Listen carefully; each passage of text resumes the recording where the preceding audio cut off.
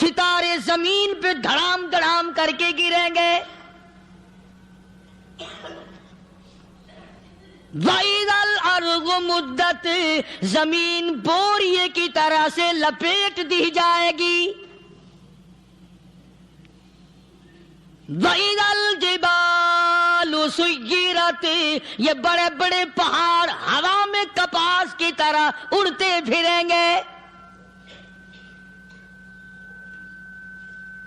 تمام کے تمام علامات قرآن کریم بتا رہا ہے. اور آج مسلمان ہے، میں خود ہوں، آپ ہیں، میں قسم کھاتا ہوں کہ ہمیں خدا کے کلام پہ یقین کوئی نہیں. اگر یقین ہو پھر یہ غفلت. صحابی مدنی کریم صلی اللہ تعالی علیہ وسلم کا ساری رات کروٹیں بدلتا ہے. صبح ہوئی بیٹی نے پوچھ لیا، ابا جان میں ساری رات دیکھتی رہی، آپ کو نیند نہیں آئی، کیا کوئی تکلیف ہے؟ دیکھنے والی بیٹی کے بھی قربان جاؤں، بے چین ہونے والے ابا کے بھی قربان جاؤں. آخر بیٹی بھی جاگ رہی ہوگی تبھی تو دیکھا ہوگا. کہنے لگے ابا میں نے ساری رات کروٹیں بدلتے دیکھا، کیا بات ہے، آج نیند کیوں نہیں آئی؟ فرمایا لختے جگر او نور نظر، او میری بیٹی کل قرآن کریم کی ایک آیت سن کے آیا ہوں، ثم لم یتوبوا فلہم عذاب جہنم ولہم عذاب الحریق.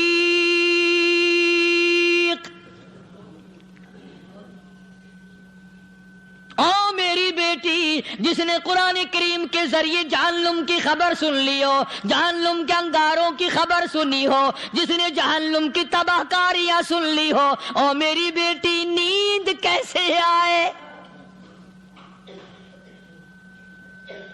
کیسے نیند آئے؟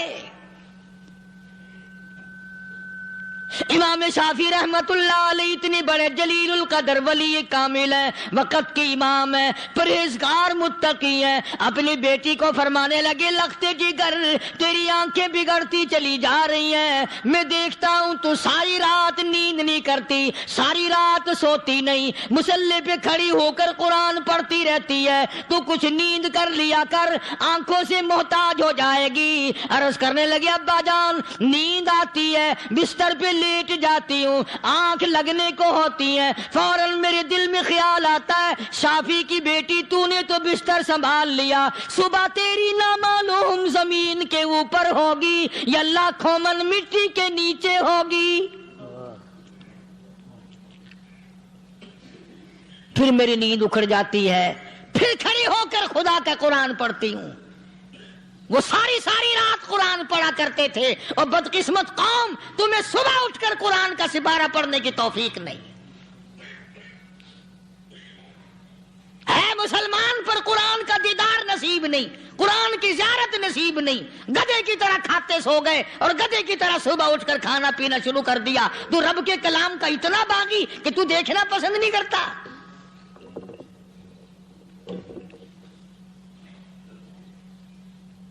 اور دنیا کی چیز اگر گھر میں نہ ہو، ٹھنڈے ٹھنڈے سانس مارتے ہیں عورتیں بھی. ہاں جی اپنی زمین کوئی نہیں نا، اپنی ہاں جی مکان اچھا اپنے پاس کوئی نہیں، فلاں چیز اپنے پاس کوئی نہیں. کبھی کسی نے ٹھنڈا سانس مارا کہ ہم 10 آدمی ہیں گھر کے، ایک آدمی بھی قرآن پڑھنے والا نہیں، ہم سارے کے سارے پتہ نہیں کیسے اکٹھے ہو رہے ہیں. اگر دل میں عظمت ہو، ڈاکٹر ہو، افسر ہو، وزیر ہو، آخر ہے تو انسان، ہے مسلمان، ہے مدنی کریم صلی اللہ علیہ وسلم کا امتی، پھر قرآن سے اتنا دور کیوں ہے؟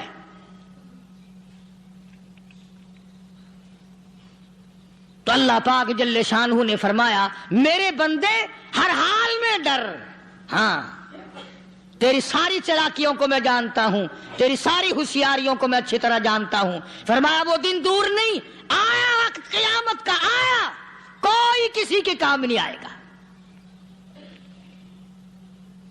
فرمایا ان وعد اللہ حق فلا تغرنکم الحیات الدنیا. دنیا نے پھنسا لیا، چہل پہل میں پھنس گئے، اس کے رنگ روغن میں لگ گئے، اس کی زیب و زینت میں لگ گئے. رات اسی کی سوچ ہے, دن میں اسی کا فکر ہے, اور مرنے کا کسی کو بھی فکر نہیں. قرآن کریم کے آخری سورت, آخری لقمان کے آخری آیتوں میں عجیب مضمون رکھا ہے. فرمایا ان اللہ عندہ علم الساعۃ وینزل الغیث. قیامت کا ٹھیک وقت اللہ کے سوا کوئی نہیں جانتا. کسے معلوم ہے ابھی اگلے منٹ میں کیا ہو جائے گا, سیکنڈ میں کیا ہو جائے گا. اچھا ایک بات میرے ذہن میں آئی. یہ بڑے بڑے لوگ آپ کو ملیں گے دیہاتوں میں بھی, بازاروں میں بھی, شہروں میں بھی.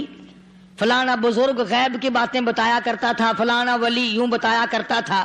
کبھی یہ بھی تو پوچھنا کہ اس ولی نے کبھی یہ بھی بتایا کہ میں مروں گا کب, کس دن مروں گا. جب اپنی موت کا پتہ نہیں تو اور کسی چیز کا کیا پتہ ہے. صرف اٹکل پچو تیر لگانے والی بات ہے. ابھی چند مہینے ہوئے یہاں میرے پاس چند نوجوان آئے ملتان شہر سے, اور کہنے لگے کہ 25,000 کی چوری ہو گئی ہے, بتا کدھر کون لے گیا, کدھر لے گیا. میرے پاس آئے یہاں. میں نے کہا بتا دوں گا پر آدھے لوں گا. کہنے لگا نہیں دیکھنا جی اتنا تو نہ کرو. اور میں نے کہا وہ سارے ہی چلے گئے یار.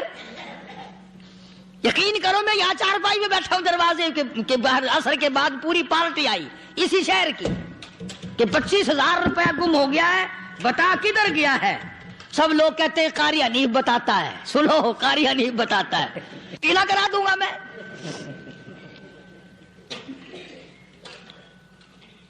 جتنا میں نے انکار کیا میرے سر ہوتے چلے گئے.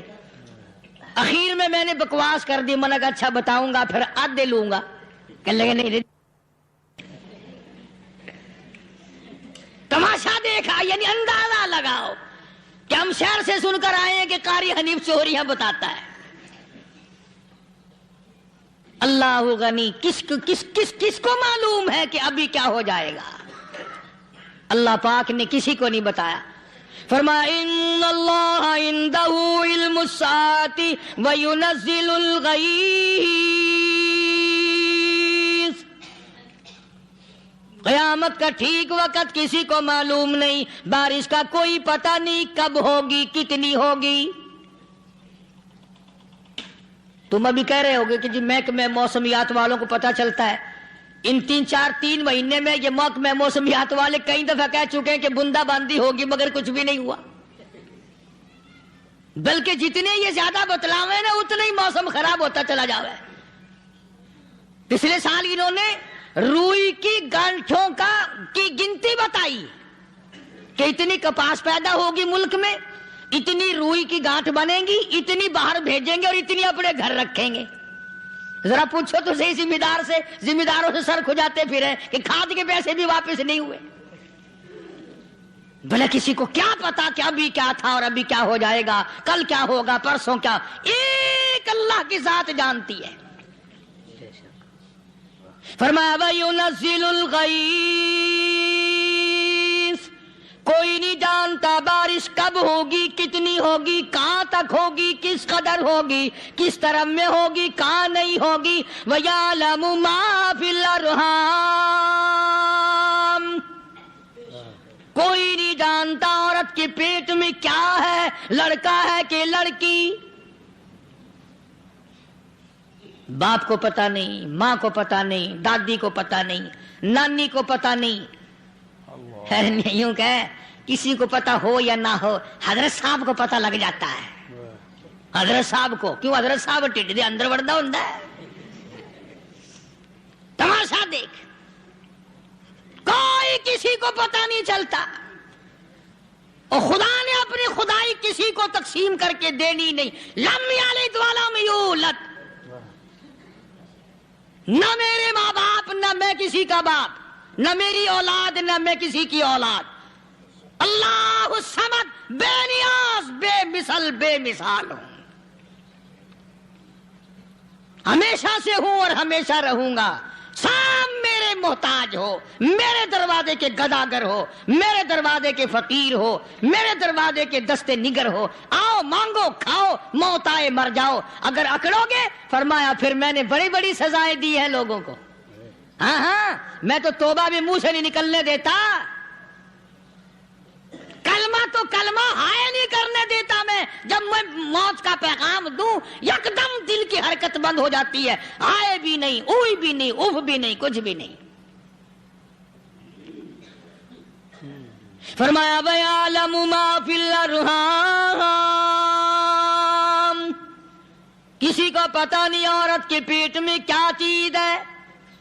دیکھو نا، جس نے 9 مہینے بچہ پیٹ میں رکھا، جب بچہ پیدا ہوتا ہے نا خود ماں بھی کان لگاتی ہے، بتائیں گی لڑکا ہے کہ لڑکی ہے، بےتابی سے انتظار کرتی ہے، بڑی بے قراری سے انتظار کرتی ہے عورت کہ یہ دائی بول لے، کوئی اور پاس والی بول لے، کوئی اور چھوٹی بڑی گھر کی عورت بول کے بتائے کہ لڑکا ہے کہ لڑکی ہے۔ اور جس نے 9 مہینے پیٹ میں رکھا، جب اس کو پتا نہیں تو پرلی طرف بیٹھے ہوئے حضرت صاحب کو پتا کیسے چل گیا۔ وَيَعْلَمُ مَا فِي الْأَرْحَامِ، زیادہ سے زیادہ تمہیں یہ کہیں گے جی فلاں بزرگ نے دعا کی تھی اللہ میاں لڑکا دے گا، لڑکا ہو گیا، ٹھیک ہے، دعا تو بھی مانگ، بزرگ بھی مانگے، پیر بھی مانگے، فقیر بھی مانگے، عالم بھی مانگے، ماں بھی مانگے، باپ بھی مانگے، خاندان سارے مانگو، بات یہ ہے مانگو تو سارے، پر یوں کہو دینے والا وہ ایک ہے بس، یہ ہے اصل بات، اور مانگنے کی تو کوئی کسی کی وہ نہیں۔ امام الانبیاء محبوب کبریا حضرت محمد مصطفیٰ صلی اللہ تعالی علیہ وسلم سیدہ عائشہ صدیقہ رضی اللہ تعالیٰ عنہ فرماتی ہیں میں سوئی ہوئی تھی، اچانک میری آنکھ کھلی، میں نے کالی کملی والے کو سجدے میں دیکھا، رو رہے ہیں، دعائیں مانگ رہے ہیں، رو رہے ہیں۔ حضرت عائشہ فرماتی ہیں اللہ اکبر، فرماتی ہیں اتنے روئے سرکار مدینہ صلی اللہ علیہ وسلم، سانس رک گیا، سانس گھٹ گیا آپ کا۔ حضرت عائشہ فرماتی ہیں میں اپنا جگر پکڑ کے بیٹھ گئی، کہیں آج بیوہ تو نہیں ہو جاؤں گی۔ نبی نے اتنا مانگا، اتنا مانگا، اتنا مانگا، اس کائنات میں مانگنے والا کوئی آیا ہی نہیں، ہر آن مانگا، ہر لمحہ مانگا، ہر گھڑی مانگا، اور اتنا مانگا۔ میری بات لکھ کے لے جاؤ انشاءاللہ، کچی پکی بات نہیں۔ سیدہ عائشہ صدیقہ رضی اللہ تعالیٰ عنہ گواہ ہے، سیدہ فاطمہ الزہرا رضی اللہ تعالیٰ عنہ گواہ ہے، نبی کی گھر والی گواہ، نبی کی لخت جگر نوری نظر فاطمہ الزہرا گواہ، فرماتی ہیں حضور کریم صلی اللہ علیہ وسلم کا جب آخری وقت آیا، آواز بالکل ختم ہو گئی، آواز بالکل پست ہو گئی، پھر بھی لب حرکت کرتے تھے، لب حرکت کرتے تھے، دونوں کی دونوں فرماتی ہیں ہم نے کان لگایا، آواز تھی ربی حبلی امتی، ربی حبلی امتی، اور میرے مولا میری امت کو معاف کر دے۔ اور خدا کی قسم کالی کملی والے نے آخری سانس تک مانگا ہی مانگا۔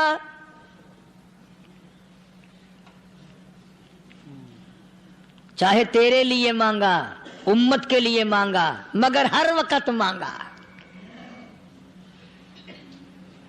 اور یوں فرمایا کہ میدان حشر میں جب لوگ چاروں طرف سے پریشان ہو کر، عاجز ہو کر، تنگ ہو کر، دھکے کھا کر، ذلیل ہو کر، انبیاء علیہ الصلوۃ والسلام کے مشورے سے جب حضور کریم صلی اللہ علیہ وسلم کے دربار میں آئیں گے، مشکاۃ شریف میں حدیث موجود ہے، ارشاد حضور کریم صلی اللہ علیہ وسلم کا، فرمایا لوگ مجھے سفارش کے لیے کہیں گے اللہ اکبر، اللہ اکبر کبیرہ، تو یوں فرمایا یہ نہیں فرمایا کہ میں اللہ میاں کو ٹیلی فون کروں گا کہ دیکھنا ذرا خیال کرو امت آ رہی ہے میری، یا امت کو یہ کہے کہ رکا لے جاؤ، بلکہ یوں فرمایا جیسے امت آ کر کے مجھے پریشان کرے گی میں سجدہ کروں گا،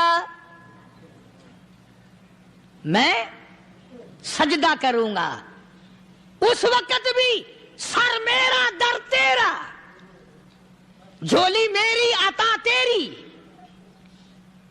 اور حدیث پاک کا اگر مضمون پڑھ کر دیکھو سارے مضامین حل ہو جائیں۔ یوں فرماتے ہیں خود حضور کریم کہ میں اتنا لمبا سجدہ کروں گا اس وقت قیامت میں، اتنا لمبا سجدہ کروں گا کہ 7 دن 7 راتیں کا وقت 1 ہفتے کے برابر وقت لگ جائے گا، میں سر سجدے سے نہیں اٹھاؤں گا۔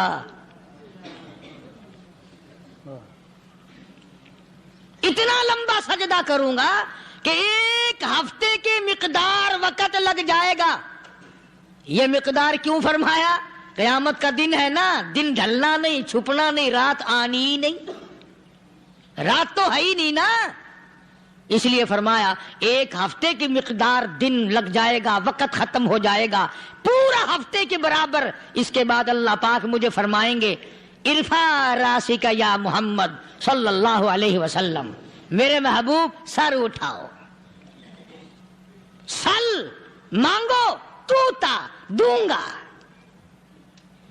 مانگو دیا جائے گا، سوف یعطیک ربک فترضی، تیرا رب تجھے راضی کر دے گا۔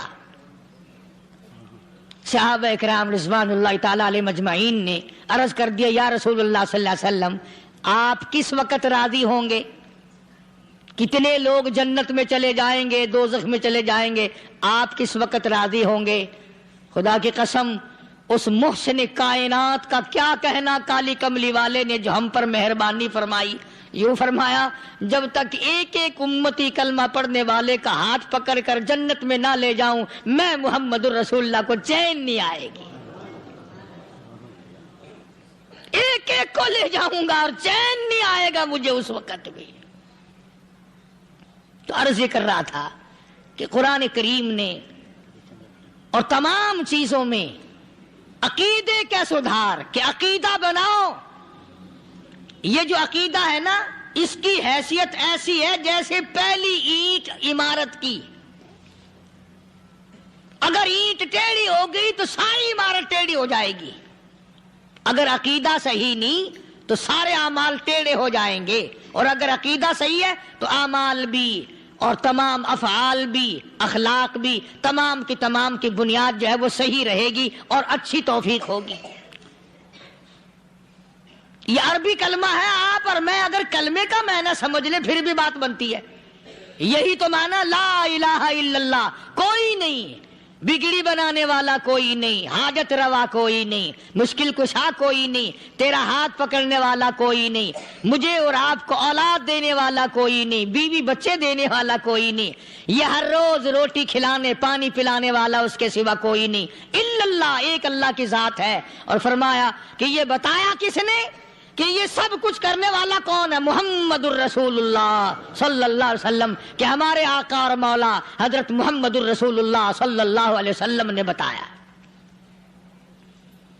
تو قرآن کریم کی ان آیتوں نے وضاحت کر دی وما تدری نفس ماذا تکسب غدا، کسی کو پتہ نہیں کل کیا ہو جائے گا، صبح کو کیا ہو جائے گا، شام کو کیا ہو جائے گا۔ وما تدری نفس بأي أرض تموت، کوئی نہیں جانتا موت کس جگہ پہ آئے گی۔ کسے معلوم ہے کہ میری قبر کہاں بنے گی؟ کوئی نہیں جانتا میرے اس بدن کو جانور کھا جائیں گے، کسی کو علم نہیں ہے کہ قبر کا گڑھا ملے گا کہ نہ ملے گا، کفن ملے گا کہ نہ ملے گا، نماز جنازہ نصیب ہوگی کہ نہ ہوگی، غسل نصیب ہوگا کہ نہ ہوگا، کوئی نہیں جانتا۔ کلمہ پڑھتے موت آئے گی یا کنجری کے گانے سنتے گاتے موت آئے گی؟ کس کو علم ہے کہ آخری کلام جو دنیا میں ہوگا وہ درود پاک ہوگا یا قرآن کریم ہوگا یا دعا ہوگی یا استغفار ہوگا، اور یا گالی منہ سے نکلے گی، دم نکل جائے گا؟ کسے معلوم ہے؟ اس لیے فرمایا وما تدری نفس بأي أرض تموت، کوئی نہیں جانتا موت صبح آئے گی یا شام آئے گی، بیوی بچوں کے سامنے آئے گی یا اسپتال میں کوئی پاس ہوگا بھی یا کہ نہیں جس وقت موت آئے گی کسے معلوم؟ سجدے میں آئے گی یا کنجری کی گود میں آئے گی کیا پتا؟ فلم میں آئے گی یا مسجد میں آئے گی؟ پچھلے دنوں ایک جگہ ایک آدمی نے صبح کی اذان دی، بڑی اچھی اذان دیا کرتا تھا، اللہ کا نام بلند کیا، زمین پہ بیٹھا اور ختم۔ فجر کی اذان دی، جو سنے انہوں نے کہا یار ابھی تو اذان دی تھی، بس اللہ کی طرف لوگوں کو بلایا اور خود دنیا سے رخصت ہو گیا۔ ہاں کسی کی موت یوں بھی آیا کرتی ہے، کسی کی سجدے میں آ جاتی ہے، کسی کی مراقبے میں آ جاتی ہے۔ اللہ اکبر۔ کسی کی نماز میں آئے، اللہ کی طرف دھیان لگے ایسا لگے کہ لگی جائے وہ چلا ہی جائے۔ ہمارے استاد محترم مولانا عبد الخالق صاحب رحمۃ اللہ علیہ یا کبیر والے میں تھے، بہت بڑے عالم، جید عالم، سمندر تھے علم کے۔ بس صبح کی نماز کے بعد مراقبے میں بیٹھے اللہ اللہ کر رہے ہیں، بس جیسے اتحیات میں بیٹھتے ہیں نا اسی طریقے سے بیٹھے تھے۔ دن چڑھ گیا، بھتیجے نے آ کر کے کہا حضرت ناشتہ تیار ہے، جواب کوئی نہیں۔ پھر کچھ دیر کے بعد آیا کہ حضرت ناشتہ تیار ہے، جواب کوئی نہیں۔ اور دن چڑھ گیا، ہاتھ لگا کے دیکھا کہ حضرت تو پہنچ گئے اللہ کے یہاں۔ کس حالت میں؟ ایسی اللہ اللہ اللہ سے لو لگائی کہ اللہ ہی کے یہاں چلے گئے۔ اور ان اللہ والوں کے پاس اس نیت سے لگا کرو میری آخرت بن جائے، میری قبر بن جائے، میرا آخری کلام جو دنیا میں ہو وہ کلمہ ہو، استغفار ہو، درود پاک ہو، قرآن کریم ہو، پھر تو مزہ ہے۔ اور اگر ہائے ہائے ہائے ہائے کرتے مر گئے تو کیا ہوا؟ فرمایا ان اللہ علیم الخبیر، میں خدا کی ذات تمام چیزوں سے واقف ہوں۔ مجھے تو پتا ہے نا، تیرے ایک ایک سانس کا پتا ہے، تیری رگ کے ایک ایک خون کے قطرے کا مجھے پتا ہے۔ اس لیے کہا کرتا ہوں کہ عادت ڈال لو درود شریف پڑھتے ہوئے چلنے پھرنے کی، کلمہ کلام پڑھتے ہوئے چلنے پھرنے کی، استغفار کرتے ہوئے چلنے پھرنے کی۔ پہلے زمانے میں جب ٹھوکر لگتی تھی تو لوگ سبحان اللہ کہتے تھے، اللہ اکبر، استغفر اللہ۔ اب گالی منہ سے نکلتی ہے، اب گالی منہ سے نکل رہی، گالیاں بکتے ہوئے لوگ مر رہے ہیں۔ حضرت معاذ بن جبل رضی اللہ تعالیٰ عنہ مدینہ پاک میں بیمار ہے، آخری وقت ہے۔